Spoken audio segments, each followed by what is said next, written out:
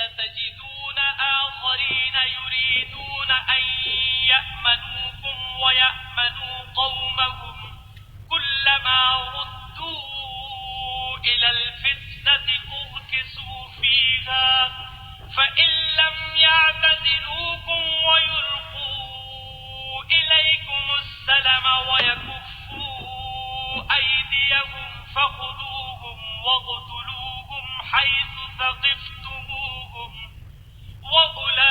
وأولئكم جعلنا لكم عليهم سلطانا مبینا.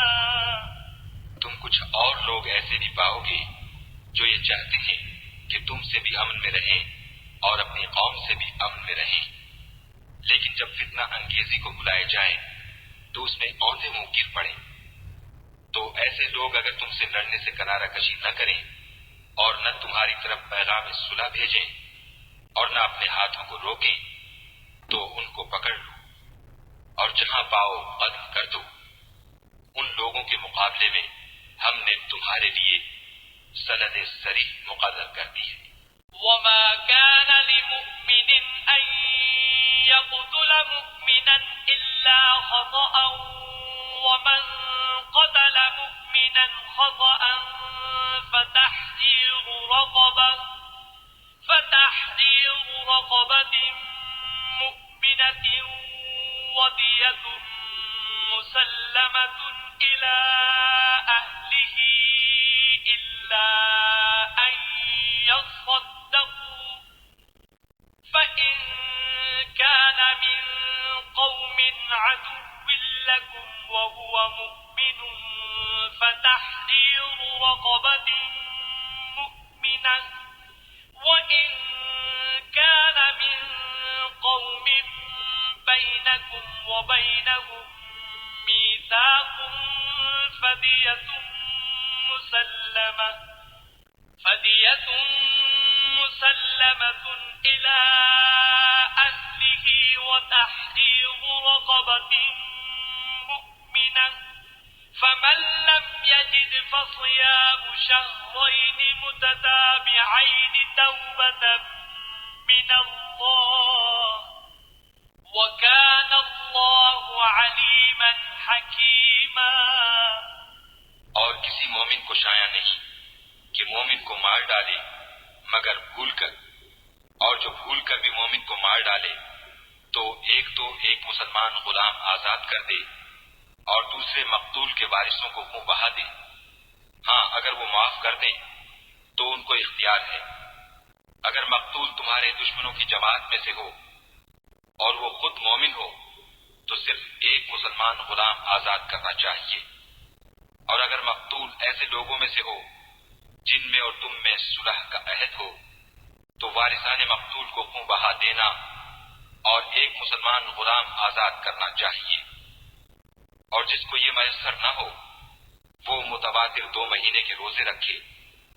یہ کفارہ خدا کی طرف سے قبول توبہ کے لیے ہے اور خدا سب کچھ جانتا اور بڑی حکمت والا ہے. ومن يقتل مؤمنا متعمدا فجزاؤه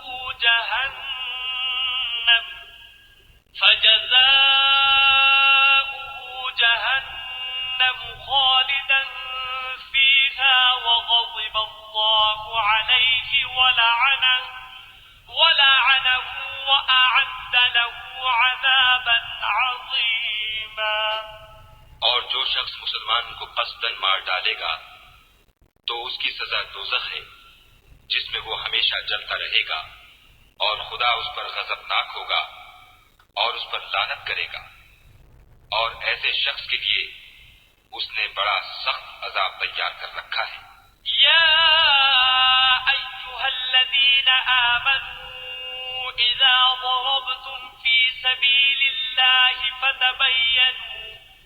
فتبینوا ولا تقولوا لمن القى الیکم السلام لست مؤمنا تبتغون عرض الحياة الدنيا فعند الله مغانم كثيرة كذلك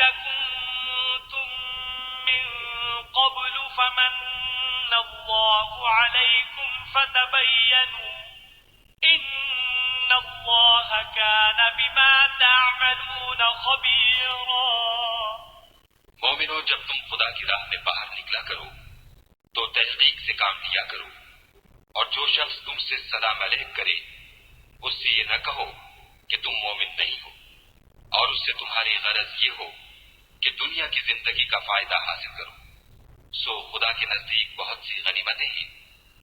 تم بھی تو پہلے ایسے ہی تھے، پھر خدا نے تم پر احسان کیا تو آئندہ تحقیق کر لیا کرو، اور جو عمل تم کرتے ہو خدا کو سب کی خبر ہے.